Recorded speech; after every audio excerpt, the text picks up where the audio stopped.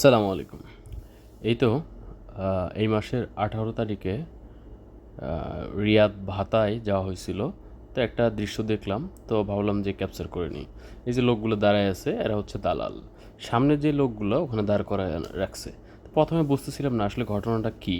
তারপরে বুঝলাম ওদের কথাবার্তায় সামনের লোকগুলার কোনো বৈধ কোনো কাগজপাতি নেই, হয়তো তাদের নামে অবৈধ মামলা এই ধরনের কিছু আছে। তো তাদের সামনে সবজি দিয়ে রাখছে, আলু, ফুলকপি, বেগুন, এই ধরনের সবজি আর কি দিয়ে রাখছে। কারণ সবজি বাইরে বিক্রি করলে পুলিশ দেখলে সাথে সাথে ধরে তাদেরকে দেশে পাঠায় দেয়। এই দেখেন, সবজি দেওয়া আছে, এখানে অনেক সবজি এভাবে দাঁড়ায় আছে, প্রায় 15-20 জন। তো এইভাবে দিয়ে দিয়ে রাখছে। দালালদের সাথে হয়তো বা টাকা নিয়ে চুক্তি করছে দালালরা, বা সিআইডি বা এই ধরনের কারোর সাথে যোগাযোগ আছে। তাদেরকে কল দেওয়ার পর তারা আসবে, আসার পর তাদেরকে ধরে দেশে পাঠাবে। এই কারণে তাদেরকে এখানে এইভাবে বসায় রাখছে। কি অভিনব কায়দা চিন্তা করেন, ভাবা যায়?